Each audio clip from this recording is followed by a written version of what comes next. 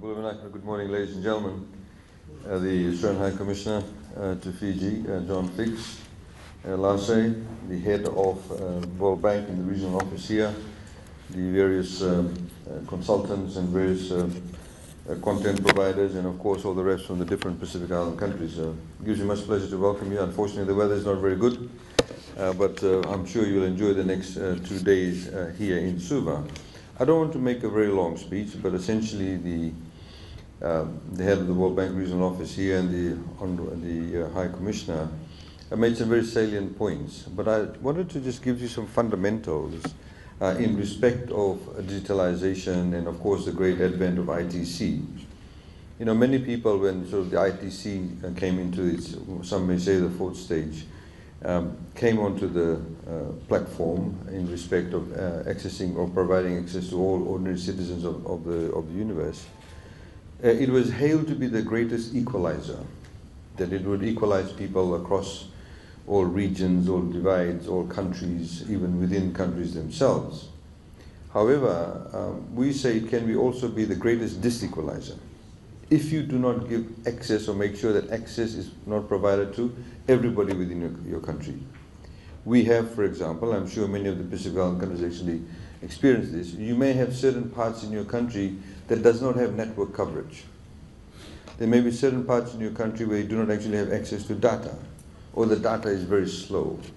Whereas other parts is very fast, it's very quick, connectivity is always there. So you're creating a bigger divide between those who have access to ITC and those who do not. Because as you know, with access to ITC, you can have e-learning, you have access to e-governance, you have access to e-medical services. As Lasey was pointing out, he was able to carry out all those transactions, you know, sitting here in the Pacific. Now, if there were certain parts, for example, of his country where they did not have access to network coverage, then obviously there will be great disequality between him as a person from Denmark and somebody else from Denmark who is going to carry out a transaction in that particular area. So we have to be always cognizant about the fact and keep in mind that accessing even something like digital identity, one of the greatest challenges we have, for example, in Fiji, is that we have 110 islands which are habited. There's some islands that actually don't have connectivity. If we say, well, you know, everybody can now go and register their babies online, which we have. We started, and I'll talk a little bit about that. You've got an app, the mother's just given birth.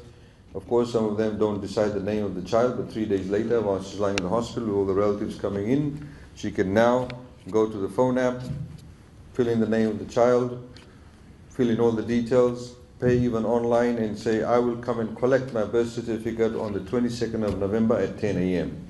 She turns up at 10 a.m., birth certificate is ready, she collects it and she goes away. We, of course, as an incentive, we now give $1,000 upon the birth of a child if you earn less than $30,000 a year.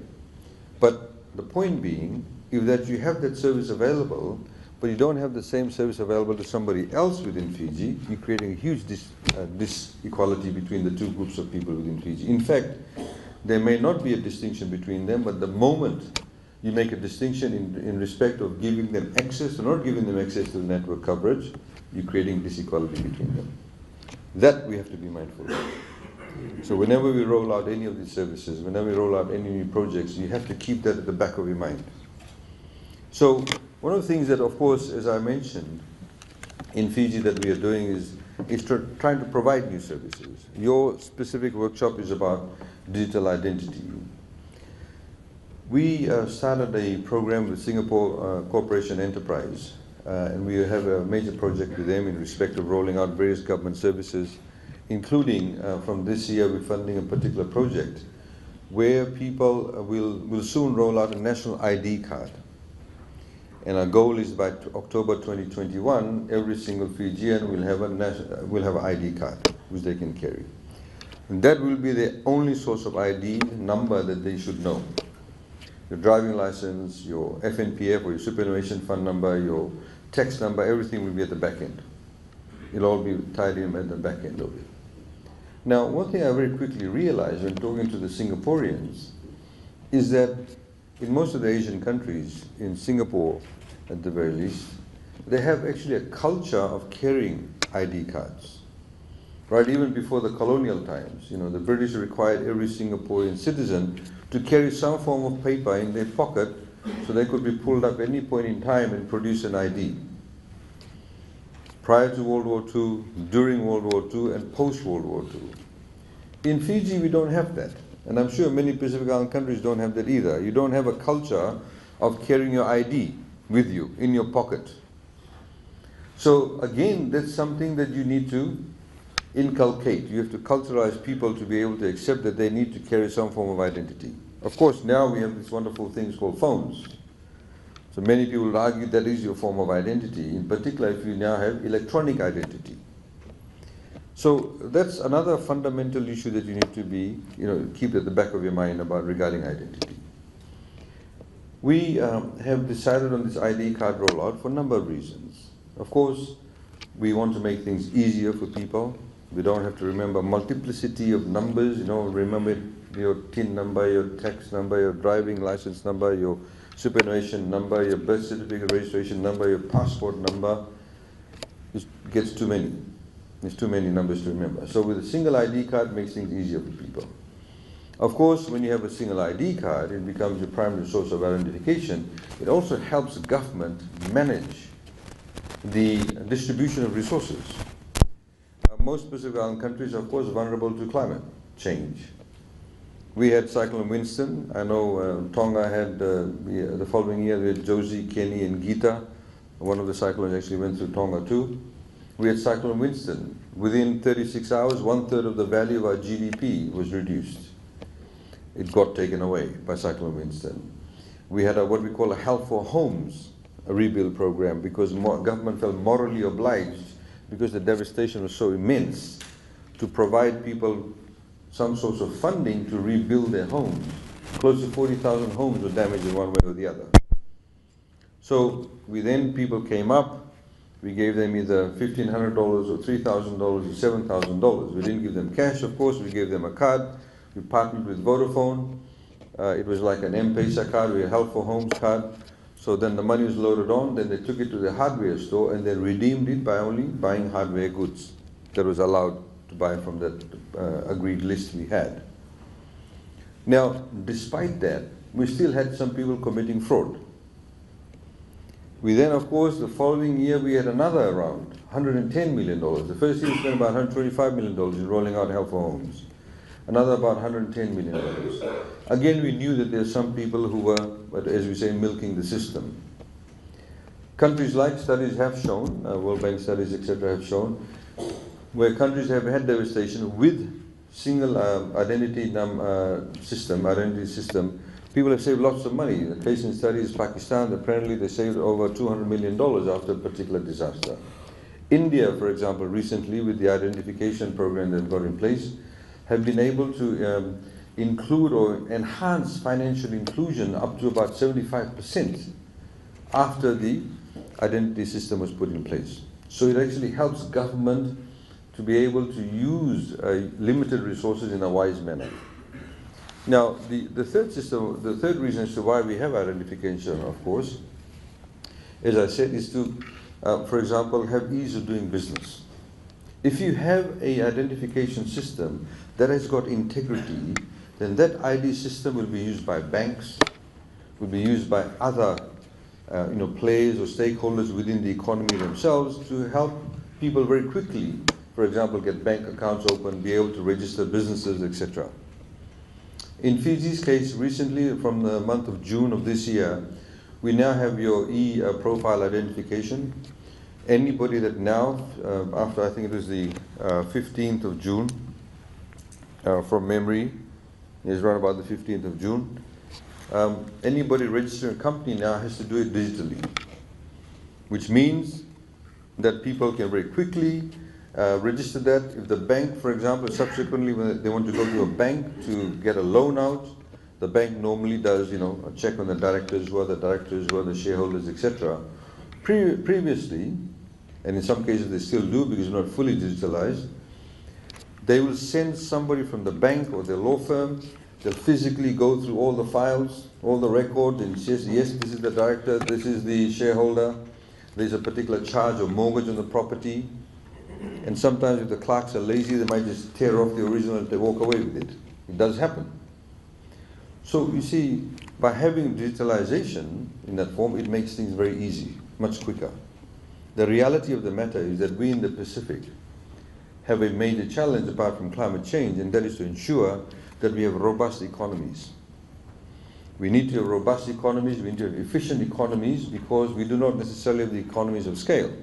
We need to attract investment. We need to get businesses taking place in our countries, because that's the only way you can create jobs, you can collect revenue, you can collect tax. We have a very young population amongst the Pacific Island countries. In Fiji's case, 50% of the population is below the age of 27. 50%. 70% below the age of 40. Now, it's an enormous challenge, but also a lot of opportunities. These people are very, tech savvy, they're phone savvy. I have my 5-year-old son going through YouTube and doing all sorts of things on the phone, which I could not even do a few years ago. So we have to take advantage of that. And we have to keep that in mind, because if you have an environment that creates, it's a conducive environment for doing business, then obviously you'll be able to attract investors a lot more quickly. Attracting investors, making people feel a lot more at ease, that they can do business quite quickly in your respective countries, will mean that it'll increase the revenue for your country, which we all need. So it's a 2 or 3-pronged approach, or reasons as to why we need to embrace this digital program. And we need to ensure that at the end of the day, whatever we do, we need to ensure that there's integrity within the systems. Of course, if your identification, there's integrity within identification systems, it makes it easier for other countries to accept your passports a lot more readily. You may be able to gain a visa-free entry into various countries, because they know that the person holding the passport is genuinely from your country. We've had in the past in Fiji, I understand about 15 to 20 years ago, where people actually weren't citizens of Fiji, who went and got a birth certificate, who then subsequently went and got a passport, and tried to then apply for visas to countries like Australia, New Zealand, various other countries. Now, if the Kiwis, the Aussies, and other countries don't feel secure with the identification processes, don't feel secure about the fact that the person holding the passport is actually from your country, genuinely from your country, then of course it will be a lot more difficult for other citizens from your country to gain access or to gain visas. It's a reality, it's a fact. So we have to ensure that we build integrity within our own systems for them to be able to accept our identifications. Of course, in Fiji's case, we're now partnered with a new German company in respect of our passports. We're getting biometrics being built into our passports. So it's a holistic approach to be able to ensure that we embrace this, but we need to ensure that there's integrity always within our systems. So, ladies and gentlemen, I was just saying when I walked in, quite coincidentally, this morning there's also another workshop being held in one of the other government offices, where we've got some members of the Council of Europe here looking at cyber security. And Fiji wants to sign up to the Budapest Convention. We've got a draft legislation in place, or draft bill, I should say, and we've got all the respective stakeholders contributing towards that. And the reason why we've ensured that we've got this simultaneously whilst we have the digitalization program being rolled out, we have to make sure that we have the right legal framework to again give people confidence within the system. And we are quite happy to share that with you. I'd like to say to the organizers, once we get that across the line, please feel free. We have reps here from Fiji, and we want to work together with you, because it is in our interest to ensure that all of us are actually on the right platform. Because our people travel a lot between our countries, and if we are able to work from the same platform and be able to have that level of cooperation, and then we'll be able to ensure that the entire Southern Pacific is known to have integrity within its identification systems and in its digitalization transformation. I wish you all a very good 2-day workshop. Thank you very much. On behalf of the World Bank, it's my pleasure and my honor to deliver the welcoming remarks for the regional workshop on use cases for digital ID in the Pacific. It's inspiring to see so many government and private sector representatives gathered here to focus on how Pacific Island countries can realize the transformational potential of digital identity. This is now the third workshop we've hosted around this agenda. The first two, as you'll remember, looked at the building blocks of ID and civil registration system, and now we look to the use cases. Digital ID is merely an enabler, but it's a vital one. It's a mechanism that allows individuals to safely and securely establish identities online in order to access digital services and participate in the digital economy. And access to digital services will be increasingly critical to deliver on our economic and social development objectives. It will be key to providing access to healthcare, social programs, education and banking services that improves lives and delivers on economic development objectives.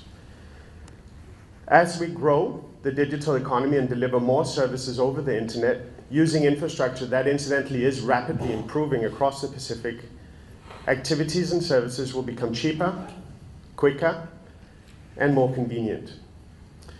We will also increase inclusion as more people, particularly those living in remote regions, get access to services that were previously out of reach. Now, this workshop is going to cover a lot of ground, but allow me just to highlight three priority areas. The first is that digital ID can be used for better social protection, healthcare, and humanitarian assistance. And this part of the workshop will focus on the role of digital ID in improving the performance and integrity of social protection, health, and humanitarian information systems. The second is that digital ID can be leveraged to make financial services cheaper and more accessible. This will include a roundtable discussion with representatives from the finance sector and the Central Bank of Vanuatu, and I know that we'll all agree that financial inclusion and improving access to digital financial services must remain a key priority. The third is that digital ID is a critical foundation for digital government. We'll examine the role of digital ID as an enabler for digital government services, a key building block that can help governments transition from manual, paper-based processes to digitalized online public service delivery. In this regard, I'm reminded that a few years back, realizing that I would probably never move back to my native Denmark, and that even if I did, neither my wife nor my children would probably be particularly keen to move back into my old bachelor pad of an apartment, I decided to sell it. I conducted every transaction online, from digitally signing the contract with the agent, paying all the fees, receiving payments into my bank account, and even digitally signing over the deed. Today, no matter where in the world I am, I can communicate with any part of the Danish government on any matter relating to my license, my passport, my taxes, using basically an app on my phone. Given the range of knowledge and expertise in this room, I know that these will be days of learning quite a great deal, both from the national experiences that many of you bring, as well as from the international best practices from the external experts who've joined us today. And as this conversation progresses, I also know that we'll all come up with many innovative ways to better leverage digital ID to deliver and grow the digital economy. This is a critically important agenda for us in the World Bank. We support close to 40 countries around the world to improve and implement digital identity and civil registration systems. In each case, our support for digital ID is part of our wider support for the development of digital government platforms and the digital economy. It's a compelling agenda, and it's strongly supported by our partners who help make this work possible. And in closing, I'd like to thank them, in particular the governments of Australia, Korea, and the United Kingdom for their support, as well as our partners, the Bill and Melinda Gates Foundation, as well as the Omidyar Network. They have a strong commitment to the ID4D development agenda.